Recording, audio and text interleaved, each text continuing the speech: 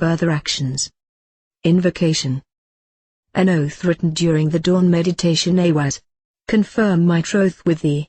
My will inspire with secret sperm of subtle, free, creating fire. Mold thou my very flesh as thine, renew my birth in childhood merry as divine, enchanted earth. Dissolve my rapture in thine own, a sacred slaughter whereby to capture and atone the soul of water. Fill thou my mind with gleaming thought intense and rare to one refined, out for young to naught, the word of air. Most, bridal bound, my quintessential form thus freeing from self, be found one selfhood blent in spirit being. The Atu, mnemonics, truth, laughter, lust, wine's holy fool. Veil rent, lewd madness is sublime enlightenment. The word of wisdom weaves the web of lies, weds irreducible infinities. Mother, moon maiden, playmate, bride of Pan, God's angel minister to every man. Beauty, display thine empire. Truth above thought's reach, the wholeness of the world is love. Sire and inceptor, emperor and king of all things mortal, hail him lord of spring. Wisdom to each apportioned to his want by modes of light, shed forth, great Hierophant. To each his understanding sooth discovers wordless, your mode, immortal twins and lovers. Behold, the chariot. Through the water floods the sangral, life and rapture, wines and bloods. The lion serpent begets gods. Thy throne the rampant beast, our Lady Babylon. Most secret seed of all life's serpent plan, virgin, the hermit goes, dumb guardian. Sped by its energies triune, the wheel of fortune spins, its axles immobile. Adjustment. Rhythm writhes through every act. Wild is the dance, its balance is exact. In mother deeps of ocean the god-man hangs, lamp of the abyss Aeonian. Eagle, and snake, and scorpion. The dance of death whirls life from trance to trance to trance. O solve, coagula. By Vitriol shown, the tincture, the elixir, and the stone. A. Upon the summits the god-goat leaps in wild lust of ecstasy afloat. Bellona, scream. Unheard the hawks. The roar of universes crashing into war. Knew it, Our Lady of the Stars. Event is all thy play, sublime experiment. Witch moon, upon thy beck of blood afloat the midnight beetle's brave prophetic boat. The sun, our Father. Soul of life and light, love and play freely, sacred in thy sight. Knew it, hate it, Rahor or cue it. The eon of the twin child. Exult, O Empyrean. Naught becomes all to realize the span of naught, O perfect universe of Pan. The behavior of the tarot, it being now established, at the conclusion of the essay, that the cards of the tarot are living individuals, it is proper to consider the relations which obtain between them and the student. Consider the analogy of a debutante at her coming-out ball. She is introduced to 78 grown people. Assuming her to be a particularly intelligent girl, with a very high social education, she may know all about the position and general characteristics of these people. This, however, will not imply real knowledge of any one of them. She will have no means of saying how anyone will react to her. At most, she can know only a few facts from which deductions may be made. It is unlikely, for example, that the VC will hide in a cellar if somebody thinks that there is a burglar in the house. It is improbable that the bishop will indulge in the more blatant types of blasphemy. The position of the student of the tarot is very similar. In this essay, and in these designs, is given an analysis of the general character of each card, but he cannot reach any true appreciation of them without observing their behavior over a long period. He can only come to an understanding of the tarot through experience. It will not be sufficient for him to intensify his studies of the cards as objective things. He must use them. He must live with them. They, too, must live with him. A card is not isolated from its fellows. The reactions of the cards, their interplay with each other, must be built into the very life of the student. Then how is he to use them? How is he to blend their life with his? The ideal way is that of contemplation. but this involves initiation of such high degree that it is impossible to describe the method in this place. Nor is it either attractive or suitable to most people. The practical everyday commonplace way is divination. The traditional technical method of divination by the tarot here follows. It is taken from the Equinox, Volume I, Number 8, and its publication is authorized by Frateroem Adeptus Exemptus. The significator. 1.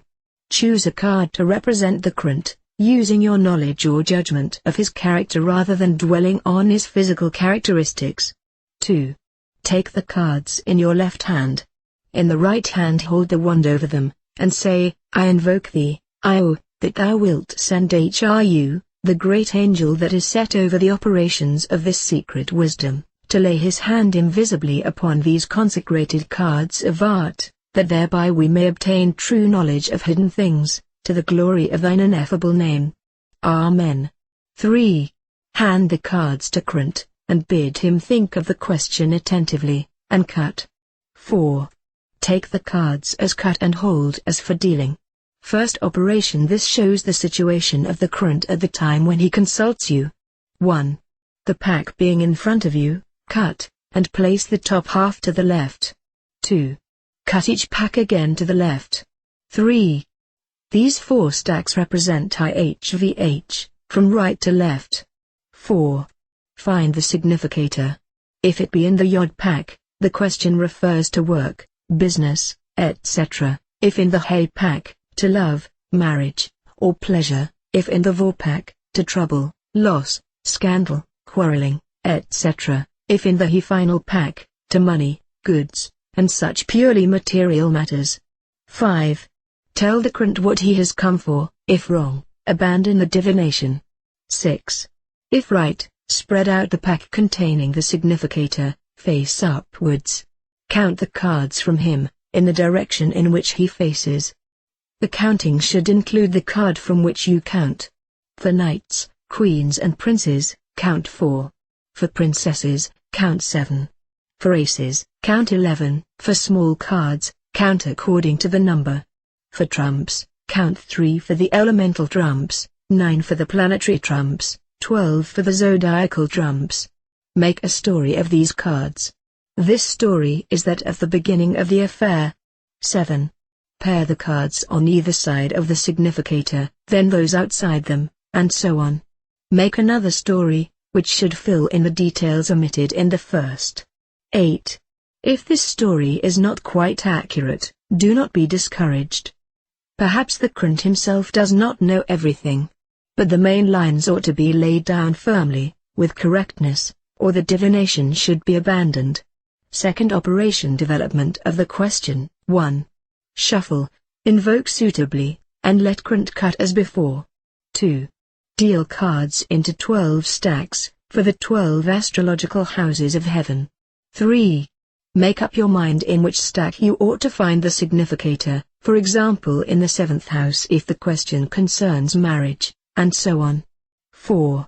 Examine this chosen stack. If the significator is not there, try some cognate house. On a second failure, abandon the divination. 5. Read the stack, counting and pairing as before. Third operation. Further development of the question. 1. Shuffle, etc., as before. 2. Deal cards into 12 stacks for the 12 signs of the zodiac. 3. Divine the proper stacks and proceed as before. Fourth operation. Penultimate aspect of the question. 1. Shuffle, etc., as before. 2. Find the significator, set him upon the table. Let the 36 cards following form a ring round him. 3. Count and pair as before. Note that the nature of each token is shown by the small card attributed to it, and by the symbols given in Libord Ixviii Sols. 149-151. Fifth operation. Final result. 1. Shuffle, etc., as before. 2. Deal into 10 packs in the form of the Tree of Life. 3. Make up your mind where the significator should be, as before, but failure does not here necessarily imply that the divination has gone astray. 4. Count and pair as before. Note that one cannot tell at what part of the divination the present time occurs. Usually I seems to indicate the past history of the question, but not always so. Experience will teach. Sometimes a new current of high help may show the moment of consultation. I may add that in material matters this method is extremely valuable. I have been able to work out the most complex problems in minute detail. It is quite impossible to obtain satisfactory results from this or any other system of divination unless the art is perfectly required. It is the most sensitive, difficult and perilous branch of magic. The necessary conditions, with a comprehensive comparative review of all important methods in use, are fully described and discussed in Magic, Chapter 17. The abuse of divination has been responsible, more than any other cause, for the discredit into which the whole subject of magic had fallen when the master Therian undertook the task of its rehabilitation. Those who neglect his warnings, and profane the sanctuary of transcendental art, have no other than themselves to blame for the formidable and irremediable disasters which infallibly will destroy them.